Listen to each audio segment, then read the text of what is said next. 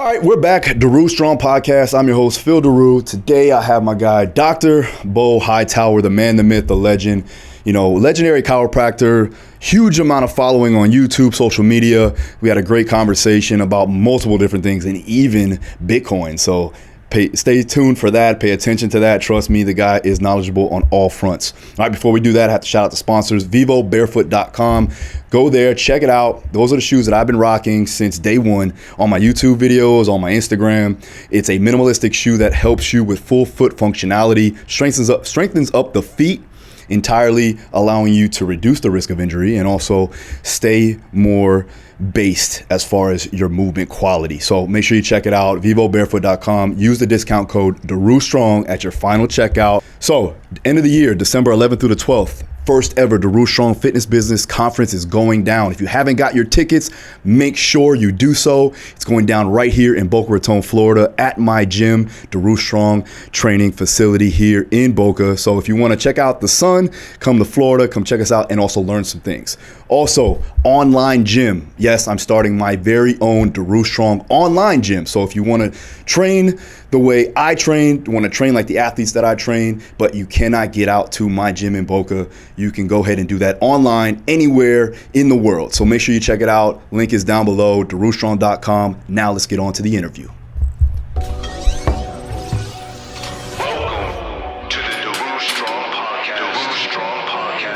Let's go. Mind over matter. Put your mind somewhere else and keep going. That little voice in your head is trying to stop you from getting to where you want to be. Be successful and keep moving forward. With your host and world-renowned strength and conditioning coach, Phil Daru.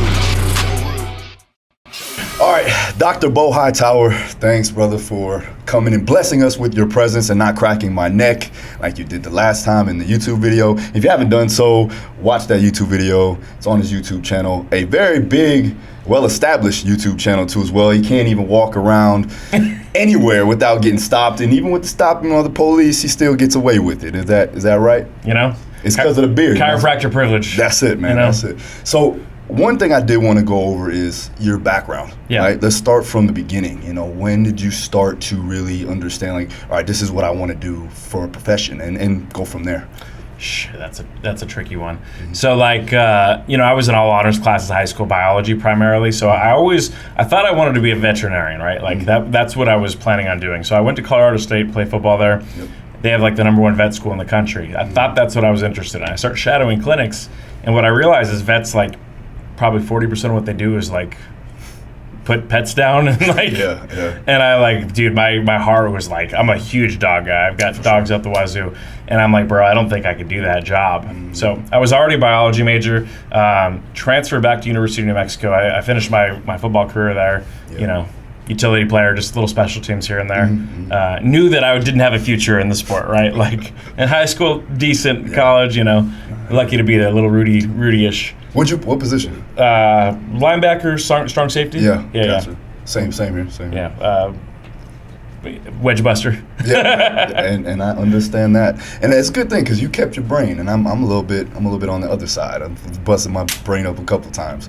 Yeah, right. Look at you. You got the business flowing. You know, you got the high profile clients. Training Dustin Poirier, Timberland. Now he's being real nice. See, this is good. I like it. Keep going. Yeah, keep going. Keep hyping me. 4-time MMA Trainer of the Year. Yeah, maybe 5-time. 5-time coming up. Maybe coming up. We got. It sounds like you might have some inside information, huh?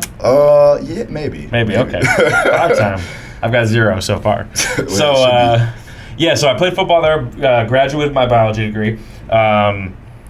So when I was looking at professions, so now I'm like, okay, well, I'm in biology. I love biology. Yeah. There's no career here, right? Like I used to work in the entomology lab. I worked in a microbiology. I worked in a PCR lab, ironically, you know, after everything that's gone on, you know, back in the day. And then I worked for U.S. Fish and Wildlife doing like core samples for the river and doing groundwater chemistry. So I had like an off year. I was trying to figure out what I wanted to do. I had my biology degree. Yeah.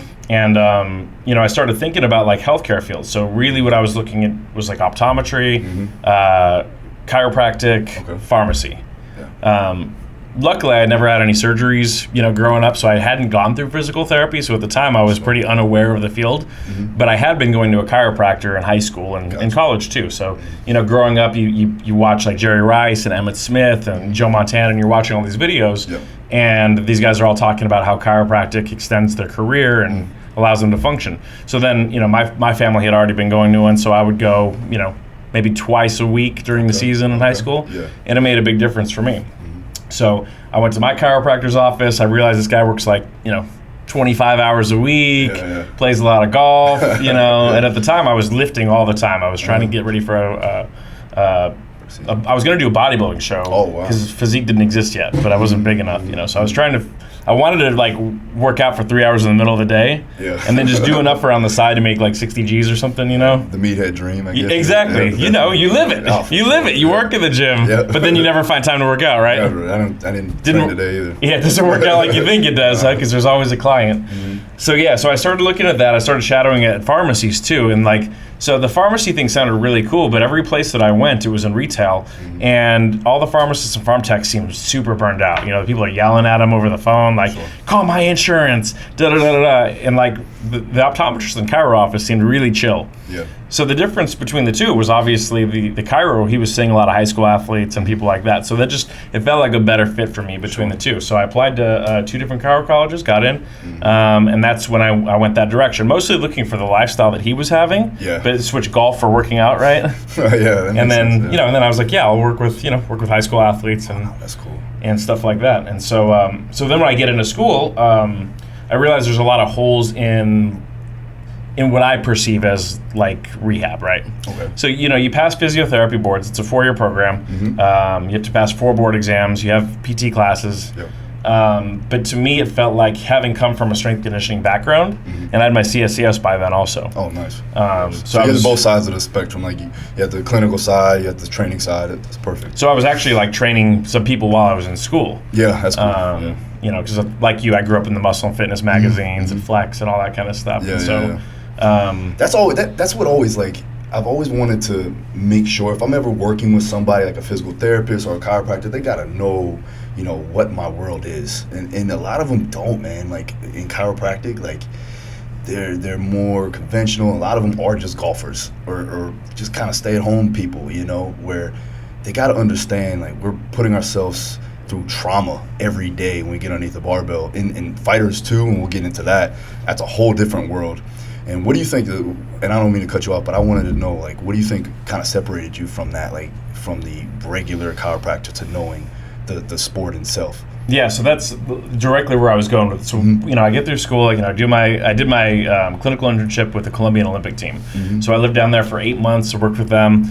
That was really my first, clinical experience with real athletes. We worked with Paralympics and Olympics, but, down there, it's a really inclusive facility, just like the U.S. Olympic team is. So you have physios, chiros, and so you're learning how to do cold laser, and you're learning how to do, voodoo and Graston and stuff like that. And that's when I kind of realized, I didn't have as many tools as I thought that I did. Yeah. So then I decided to do a master's in exercise science, mostly for the rehab purposes, right? Because even though I knew rehab, I didn't feel like I had mastered it as well as I needed to. Okay. So I had this one tool set, right, which is spinal manipulation and diagnosis. Because really, what chiro school and med school and all these things are is learning what not to treat, right? Sure. It's the Dunning-Kruger thing. You learn what not to do. Yeah. And then from there, your clinical experience and your years in the field and your thirst for knowledge teaches you what you can do. Gotcha. So I did my master's there, and I also got a bachelor's degree in anatomy and a bachelor's degree in health and wellness. So fully engulfing yourself in everything. So yeah, just trying to master everything, right? Gotcha. So having a bachelor's in anatomy, mastering biomechanics there. And so by that point, I was working in a family practice, a family medicine office in Dallas. And so I was working with 2 internal medicine doctors, and I was kind of the soft tissue specialist for them. So they would refer all their family patients over. Nice. And, in that job, I was only doing soft tissue, so no manipulation. And that's actually when I came, there were a few guys getting their medicals done there. So Johnny Hendricks, basically the whole team takedown guys. So the Rochelle brothers, Jared and Jake, Chaz, all those guys from Oklahoma State were all going to that clinic. Damn, that's so crazy. To get their medicals. Yeah. And so the doctor there, timing and everything. Yeah, just weird. And so Dr. Prasad, who was one of the physicians there, brings, I think it was Jake, maybe it was the first one, or maybe it was Johnny, over, and they had a big contusion on their leg, and she's like, do you think you can fix this? And I'm like, I don't really know. Let's try. Yeah. And so I worked on him. His knee got better in 2 sessions, and that was right before Johnny knocked out John Fitch. Oh wow! So he was really ascending at the time. Yeah. So at the time, I worked for a company. We couldn't sponsor anybody, so these guys are paying like $180 a session out of pocket, And so I went to my management. I'm like, hey, can we work with these guys? I think this would be a good marketing opportunity. They can put. This is back before Reebok, obviously, where you can put stuff on the shorts. Old school, yeah. And so at that point, I became the official guy for Team Takedown, the Body Worker. So. That was my first foray into MMA. I mean, I grew up wrestling too. I wrestled for 6-7 years. I've been an MMA so you know fan the sport, forever. and you've done jiu-jitsu too as well. A little bit. Yeah. Gotcha. So I really started engulfing myself in their gym, watching practice. Really spending time, even in the books too. Yeah. The few that there are out there. Yeah. Just trying to learn about the type of injuries and. What books are those? Oh boy, I'll have to get back to you. I've got them stacked up. There's a doctor that wrote an MMA sports injury book 10 years ago. Wow. 12 years ago maybe. Yeah, send it over. It's almost like the Bible of MMA sports injuries. It talks about all the different types of knockouts. Nice. Sarah Beller. How old is this book?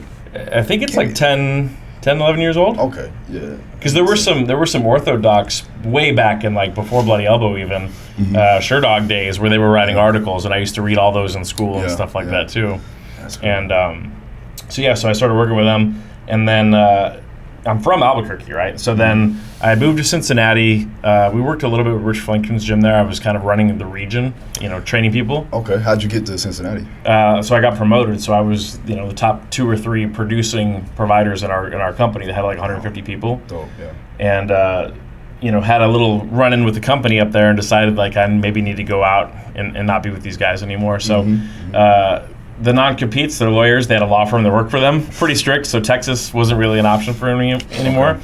So I was actually planning on going to Scottsdale. So I was already setting up some business relationships out there. Yeah. And I'm from Albuquerque, so I went back to Albuquerque for a few weeks, stayed with my parents. I'm like, all right, let me work on the business side of this. Gotcha. Ended up getting really sick. I got ulcerative colitis from antibiotic prescription that, they didn't talk me through, and I should have done this before, but probiotic and prebiotic with it. Yeah. So I got really sick, started running out of money, and so I wasn't able to pay my rent. I had burned through all my savings, and people had seen me on Facebook from way back in the day, working on Hendrix and some of these guys. So people started messaging me on Facebook, hey, you're in Albuquerque, can I get some treatment?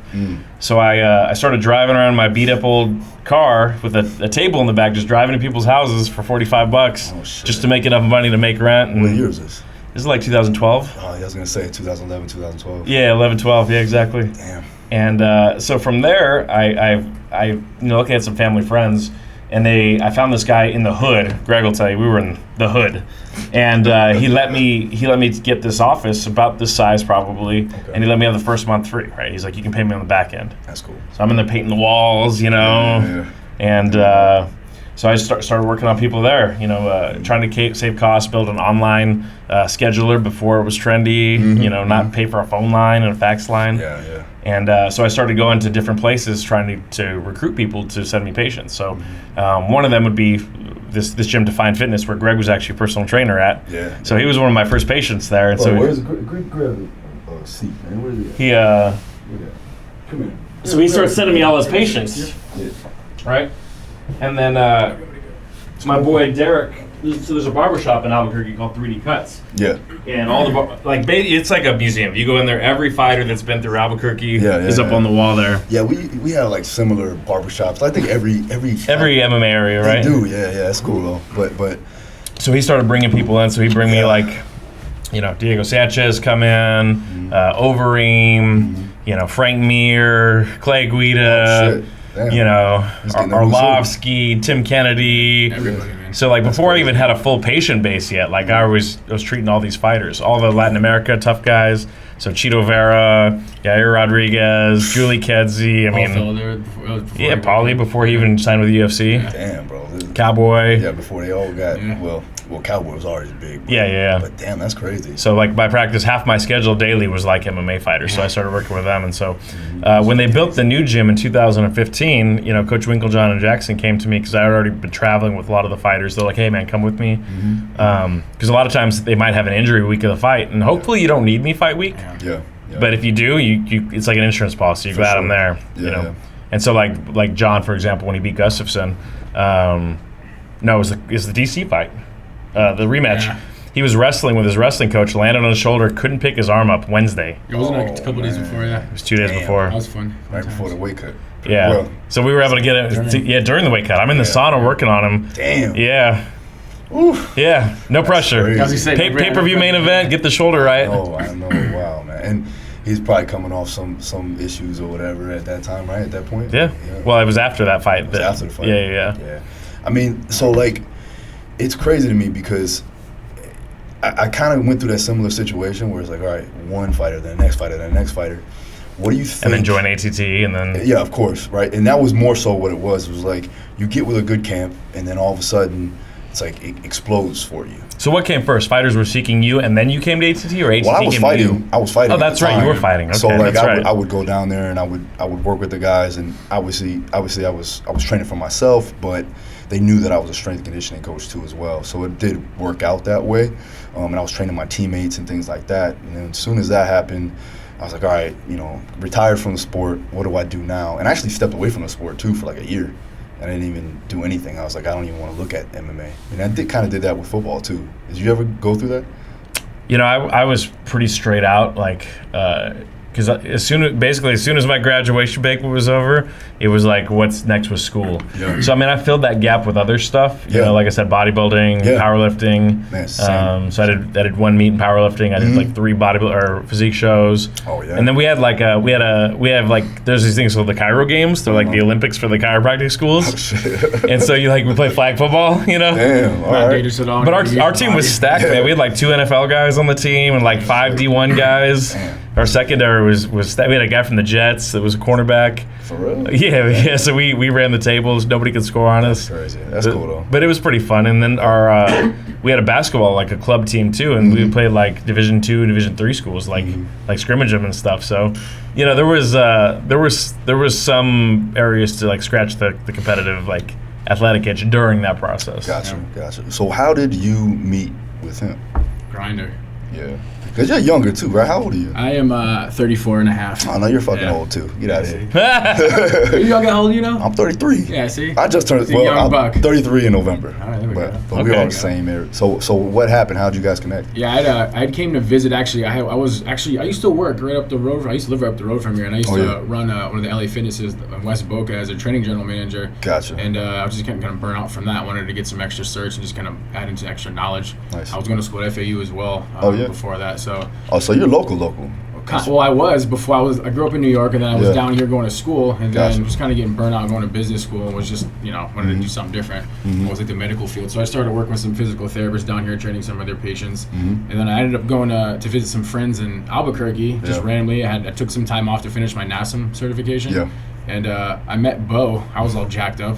I'd been into personal training, but I never really did much for my body. I didn't really know as far as like I got massages once in a while, but it wasn't like legitimate treatment. So when I came out there, I met him. He had a friend that was like, hey, this guy said he'd come work on us if you need some help. I'm like, we're all jacked up working in the gym. I always need something. Yeah. So he came in and, made me cry a little bit, tearing up, working on my shoulders. Turned his pec purple. Yeah, one of the most painful things I think I've been through. But I had been years of, I was having trouble doing a push-up because that was my job description at the time. So I met him through that. And your shoulder was jacked up. Yeah, it was pretty jacked up.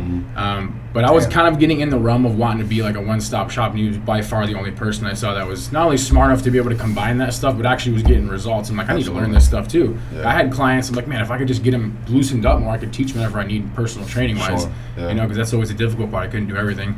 And he just kind of took me under his wing, and I was like, all right. So I was just getting done with my lease here, my apartment. And I was like, all right, I can actually make this work, move out there, work at the gym, and then start training with him basically. So it was kind of random, but I just kind of took a shot on this kid over here, took a shot on me. Nice. But it was fun because I didn't plan on moving out to New Mexico. I'd only been there to visit one time. Right. Coming from Florida. Who the fuck does? Who does? Hold on. Yeah, exactly. Well, except for you. I'm from there. He's from there, so it's not the same. He gets a pass, It's about polar. I mean, it's fun, just polar opposite to here. So I only came to visit, just ended up working out. I was like, all right, I can make this work. It was for good reason, so I made the leap of faith and then started going to massage school, training with him, and just kind of kept going with learning, yeah, then he's like, I want to do this stuff because he was doing my rehab for me at the office, right? Because he had the PT back or the personal training background, and he was making more with me than he was making at the gym, even though he was like number one on the board. Like, you know, they were his Globo gym, right? They're not giving him anything. Exactly. So he starts working there. He's like, yo, how can I do some of this? I'm like, dude, go to massage school, then I can teach you all the techniques and stuff. You know, get a license, and we'll get you rolling, and you can work with us. Cool, so he went and did that while he was training, while he was doing all this other stuff. Yeah. And then, you know, I started teaching at this doctorate program. So that's the second doctorate I have is in naturopathic medicine. Oh, wow.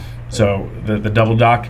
And so he got into the program there too. And he did that in the last, you graduated, what, 2 years ago with your doctorate? Yeah. So he has a doctorate of naturopathic now too. Okay. Again, the whole time working in the gym explain a little bit and training. Explain a little bit. What is that exactly? So like, what I was trying to explain this to a dermatologist I was working on the other day. I said, you know, like, during PT in chiro school, you're just not getting a lot of hands-on soft tissue. Like, it's just not there, right? You're learning a lot of the diagnostics. Like, you're learning what not to treat. You're learning all this book stuff, right? But not a lot of real-world stuff. Well, in massage school, it's kind of the opposite. They get they get a lot of hands-on, but they're not really educated up to the diagnostic level to diagnose diseases and injuries. And like, okay, it's a grade 2, you know, spondylolisthesis. What do I do, right? They just there's not enough time there. Okay. So practically with their hands, they're outstanding, right? Which is sort of the opposite about with the nerds coming out of PT and chiro school. So in naturopathy, it's like if you took massage therapists and then you gave them physical therapist, chiropractic, medical doctorate training and diagnosis. Perfect. But they're doing hands-on the whole time. Soft tissue is their basis. It's the it's the starting point. And then we taper off from there with the rehab and manipulation as needed. What do you think is most important to start with? Is it hands-on or is it more of the intellectual, like the academic side? I think they're concurrent. It's tricky, right? In a capitalist society, you're racking up student loan debt. So, how do you do both at the same time? Because you do need the academic knowledge, but you don't know what to pay attention to and what not to if you're not actually in practice. So when I got in the field, I'm in a family practice, and there's all kinds of actual diseases in here. All my clients in grad school were healthy. Like the outpatient chiro clinics, they're all pretty healthy. So, I learned a ton from my physicians, the family doctors I worked with, and the farm reps too. I would every day they'd come in, right, and they'd be talking about their products, and I would pull up a seat and I would sit there and I would take notes, right. These are the holes that I have in my knowledge base that that I need to fill. So, I think it's like if I was going to if you could redo everything and you weren't worried about time, like being a massage therapist early in your 20s, getting some hands-on, knowing what to look for, and then later on at 25, 30, go to PT school or chiro or naturopathic school. I think that's probably the best fit. Because you already have some clinical experience. Plus, you want to do it, right? A lot of people go to chiro or PT school and they think they know what this field is.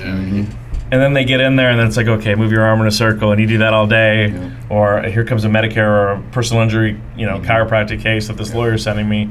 And that's so true with like almost everything, but especially in the strength and conditioning world too as well. You get a lot of these guys that want to do, they don't know what they really want to do. It could be private sector, it could be in the collegiate setting. And then, they go and do an internship at a college, university. Like, I really don't want to do that. But do you have an entrepreneurial spirit? Because at that point, now you're going to be working for yourself. And or the knowledge. Well, that's a whole nother aspect. But then, I do believe that when some of these kids that come in an intern, they come straight from the academic side, and they don't even know how to cue.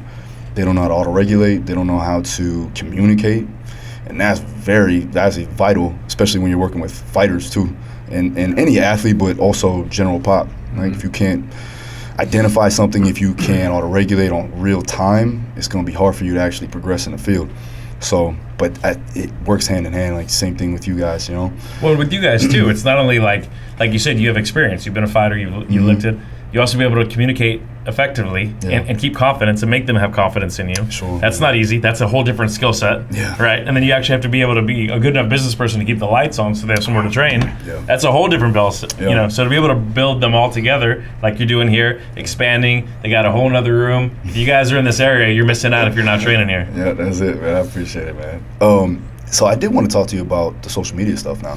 Because you started that. Did you start your YouTube channel while you were at Jackson Wings, or this is before that? Okay, so I started a YouTube channel when I opened the practice in Albuquerque, right? Okay. So again, our model is you're going to get like 30 minutes of soft tissue work and 30 minutes of corrective exercise. So we're going to go in, identify all the tight spots, the weak spots, by actually doing range of motion, orthopedic testing. What we find, we're going to try to teach them so they can do it on their own. They don't have to keep coming back to us. Gotcha. They can go home. All right, you're going to do external rotations. You're going to do isometrics. You're going to do all this kind of stuff. You can do, self-myofascial release.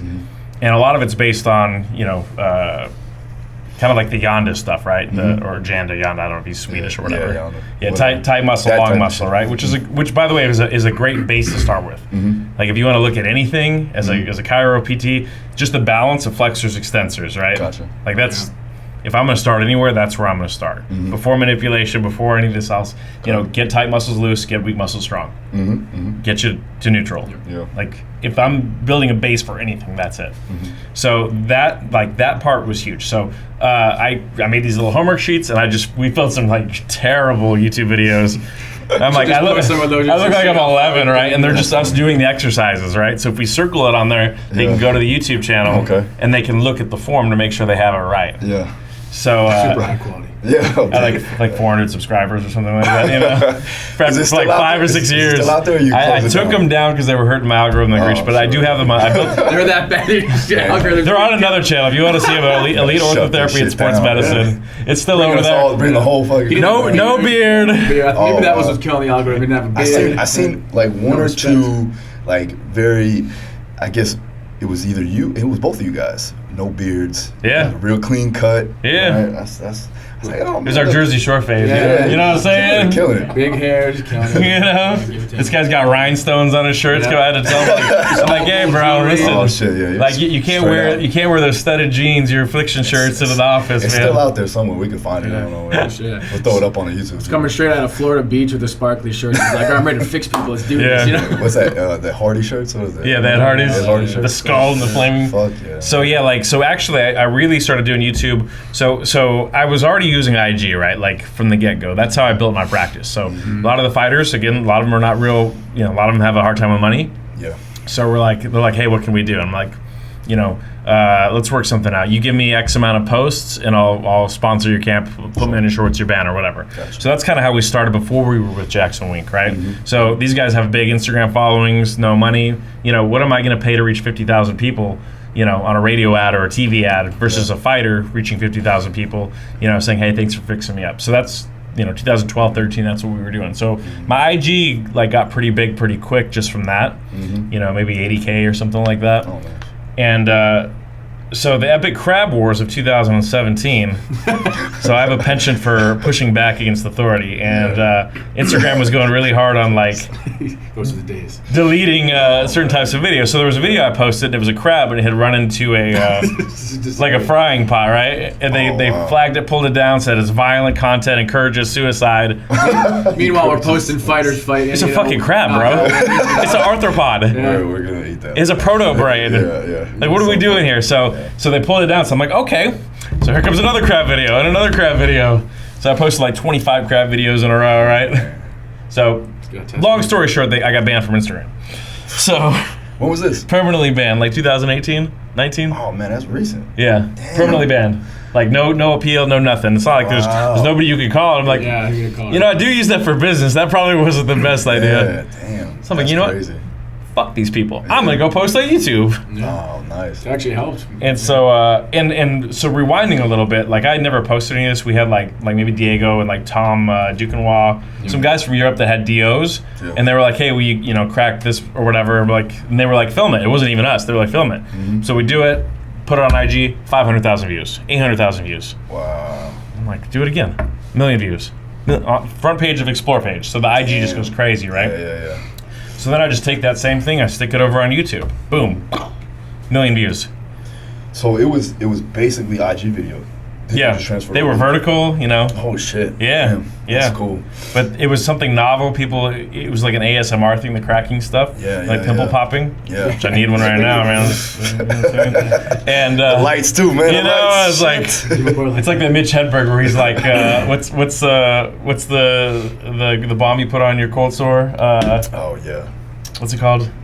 Blistex or something. Blistex, yeah. He's like, I don't know if it cures it, but it makes them shinier and more noticeable. Hey, check it out. I'm gonna be on the left side too. Bro, so I got a story for you afterwards. Keep going though. So so it was just the same SMR thing, and I'm like, I'm somebody that learns from experience, and whether it's algorithm or patients, right? I remember all the patients that this treatment worked for, so that's how we know how to apply in the future. We keep files, obviously, too, but so I'm like, all right, let's try this again. Boom, $1 million. Boom, $1 million. All right, crossover. All right, bring some fighters in. So now you have an ASMR crowd, and then you have MMA fans for the SEO and the algorithm. They're overlapping, shooting it higher. And I look at my girl, and so my wife had like 1 million IG followers in like 2013. Yeah, for her calculus videos.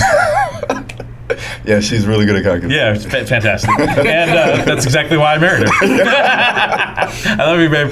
And, but she knows what works in algorithm. I'm like, what do we do with this? And she's like, let's just buy a camera and post them up. Nice. Did another 10 million, 12 million. And we're like, and it's just funny because I used to just talk all kinds of shit about YouTubers. Get a real job, just straight boomer, right? And all of a sudden I'm like, wait, you can make money? Yeah. Wait, what? Yeah. I'm like, all right, round them up. So we started doing more stuff. Obviously, having the guys in-house helps. And then, they shoot a lot of movies in Albuquerque, so we get a lot of actors and artists that come through. Just run through out of nowhere, just gonna knock on the door, and our manager be like, hey, And so they're MMA fans, right? So they'd be like, oh, I got the shoulder thing, and then they would be like, hey, come upstairs and meet my guy. So then I started working on actors and musicians and stuff like that. Yep. And so really that's how it took off. And again, now that it's a thing, right? Just like treating people, now I've got a vested interest in it. I'm running the calculations, and really I'm doing trial and error, right? Like always. Sure. So we get a new technique, try it on myself. Okay, try it on Greg, try it on Alicia, try it on other founding docs. All right, who does it work for? Who doesn't it? Throw out the crap that doesn't, keep the stuff that does. Then we take it to the general public. So that's the way we've always built our practice. So our motto is results matter. We'll know on the first or second visit if we can help you or not. Oh yeah. So we'll know right away. We're not going to have people come in all the time, addicted. Come in twice a week or whatever. So that same strategy I took to social media. And so far it's paid off. We've had 1.7 million on Facebook now, 1.4 on YouTube, like 500,000 on TikTok. And then it's like, where do we evolve from here, right? So like with your video, eventually there's only so many ways you can crack a body, right? So people are going to get bored with that. So let's start bringing interesting people like Daru in, who's going to tell us their stories, how they got into the field, who they work with. It's like a podcast almost. And that's what it's... Yeah, that's what I felt, like an interview / like adjustment, YouTube kind of takes your mind off of the dabble of pain, right? You fuckers, man. So that's our current iteration. So thank you everybody who's been showing us love out there. So who knows where it goes next? Maybe it's an actual podcast like you. Yeah. And if you guys aren't subscribed here, make sure I was going to ask you that. You guys should definitely do it. Yeah, but I'm so easily goaded into saying things that get me canceled, and I'm really trying not to get canceled, and I feel like if you give me 3 hours over and over again, I'm definitely getting canceled. You know what's funny? The first time, I think I talked to Mark Bell, and we were talking. He's like, you know Dr. Beau, right? And I was like, yeah, I know of him. He's like, man, he's really intelligent. And I was like, he's a doctor. Mark, what's up, my guy? But it was more like he was like, but he knows like a lot about a lot of things, not just about his practice. And I was like, and then I started looking into it more, and but that's what I'm saying. Like, you have more stuff to talk about with you two together, or whatever. But it's good to branch out, like you're doing right now. The same thing. You're molding both of those worlds together. If you can bring that plus the other stuff like you like to talk about, be something special, man. But, all right. So what's your favorite crypto right now? Right now, well, that's my boy right there. He knows more about it than I do. Yeah, we're in Bitcoin and ETH. There you go. Yeah, so that's I go to him for that one. A lot of ether. Yeah. Heavy ETH. Heavy ETH. Yeah, I was got a lot staked, getting that interest on it too. Yeah. So what do you think? Where do you see the future lies for that? What do you think? With crypto? Yeah. So the interesting. So what I try to explain to people when they ask what crypto is, like I said, okay, think about a stock, right? So hypothetically, you're buying shares of a company, but you can buy and sell a stock at any time. You don't have to buy a seller. Sure. So it's sort of capitalism, but not really, right? Okay. So you go proto-capitalism. We have, the founding civilizations, right? The Tigris and Euphrates, the Indus, and the Nile River. So we have grain, we get specialization, we can feed people. Now we have smiths, now we have trading, right? So once you have trading, how do you keep track of who owes who camels, who owes who grain? Yeah. Right? So you have to get a written language. So 3000 BC, we're getting written language. Mm-hmm. So from there, we get written capitalism. We start using the king's face on a coin that says it's guaranteed to be worth something. Sure. You know, particularly metals that are malleable and that don't rust. Mm-hmm. So copper, Yep. tin, eventually gold and silver. So now we have something that's worth something, but it's only worth something if you can find somebody to sell that camel to, right? Yeah.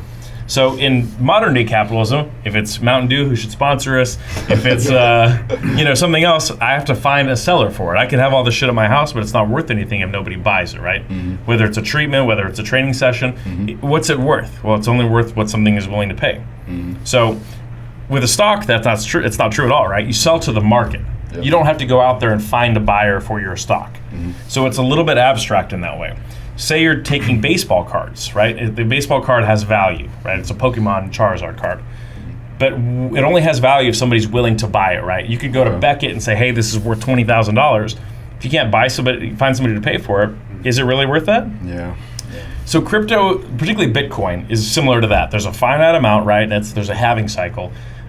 So it is going to gain in value because we're not printing more like we are with dollars or Mountain Dew or what other products we're making more trainers, more therapists. Mm-hmm. It is only going to increase in value because it has a finite amount like we used to think gold did, right? Mm-hmm. But the difference is you can sell to the market like you can with stocks. Mm-hmm. So if it's up, you don't have to go out and venture out and find somebody to buy your Pokemon card. You can sell to the market. Mm-hmm. So it's a very interesting novel take in capitalism where you're taking two different sorts of capitalism and blending them together. Okay. So listen, if NFTs and Pokemon cards are still worth something, if a rookie Jordan card is still worth something, I guarantee you Bitcoin is not going to disappear. And particularly with the utility that ETH and Bitcoin and even some of the derivatives, Polka and some of those, they actually have utility. You're going to be able to use them too. It's not going anywhere unless the government really tries to step in and makes a U.S. crypto. But then why do we call it a crypto then, right? Like, just says it right there. Just call it government funny money again, just like the other pieces of fabric that. So talk to me about NFTs. What do you think about that? I'm not venturing yet. Okay. Not yet. Yeah, we'll see. I've heard interesting things about it. You Yeah. know, and obviously, I'm with some guys now. Like Timberland is all on it. He's been on it. But we're thinking about doing something like that. Okay.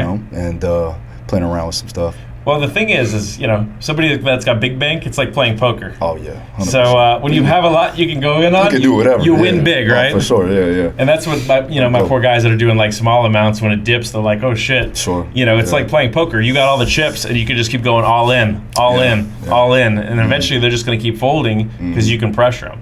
We'll see what happens with the SEC, right? Like, because influencers, social media influencers, particularly Elon Musk, they're able to go in there and physically move the markets with social media. Yeah.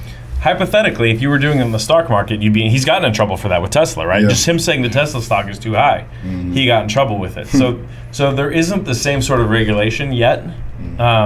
My hunch is there's probably going to be when it comes to that, and that's probably a good thing, because you don't necessarily want the whales and the super rich people, people with 5 million people on their platform, telling people to do something, moving the market, creating a jump, and then then selling, and then saying, hey, I'm out of it, and then buying up the dip. Yeah, of course. Because that goes back to antitrust stuff. Way back to Standard Oil, essentially, where you have somebody that can just control all the markets, you control all the railroads, and where does your timber go, right? Yeah. Okay, I got one for you. Another one. Metaverse. Yeah. What do you think about that? You think it's going somewhere? I think it's the new age coming within the next, I say about what? 10? We're Nah, 5-10 years is gonna be. That's what it is. definitely in 5 years we're gonna be. But the blockchain and all that shit. Like that's just old. The use cases for these coins, we definitely. Yeah, I think so. I mean, are you gonna pull up? There's gonna be pop-up shops everywhere, digitally. Yeah. I mean, it makes sense. Now I try not to make predictions for the future because if any of us knew our whole from we would all be filthy rich already, right? So everybody's so confident about their prediction in the future. Yeah. Oh, this is herd immunity here. Oh, there's going to be 1.2 million deaths. Nobody fucking knows the future. If they could, give me the Super Bowl pick next year and put some money on it, right? Yeah. Nobody knows what the fuck is. Go all in on whatever stock it is. Put your entire net worth on it if you know so much, right? Yeah. So I really try to stay out of the business of predictions, but I mean, logic would dictate. I think you're right. Sure. Yeah. Well, time will tell. I need the fucking Back to the Future almanac. Make it happen. That's what's up, right? So, what's next? What are you thinking for the next 5 years going down the line? I mean, you obviously built a crazy brand. You know, you're working with high-level people. What's next for you? Living, man. I'm living. Shit, man, I'm in the moment, bro. I'm Eckhart Tolle, man. I'm here and now. I'll be 5 years from now. I'll be celebrating the 5-year anniversary of you asking me this question. My man, I like that. Well, let's stop it right here because I think we should do maybe a part 2 later on in a little bit. But tell them where they can find you and you. Dr. Greg Donadio, founding doctor, ElitoSM.com. Yes, let's sir. get this man to 10,000 followers on Instagram. Yeah, let's UFC go. killed my account like 2 years Oh yeah, ago. he got banned too. They I forgot. They try to do me too. Yeah. They try to hit me too. They try to hit me twice. Hit me twice. And I was getting leverage and just Yeah. screw you. I was posting videos of fighters, my own fighters that I worked on their own knockouts. And Oh, they're yeah. like, nah, done. That's how So, it yeah. goes, man. And they hit me twice, man. I Yeah. had to call the guys up at UFC. And pull every string, right? Yep. Every string. hunter, you know. Every string, yeah. I didn't have any strings. I was just like, I'm sorry, The president, Instagram, Yeah, the string and right there, man. Just tell us. We did it, yeah. Yeah. So I got Dr. It actually- Donadio, yeah. YouTube and Instagram. If you want to see some rehab videos and some cool stuff and some treatments as well. I'm collabing with this crazy guy over here. Nice. And a couple of this dude as well. Show these guys love. I'm good.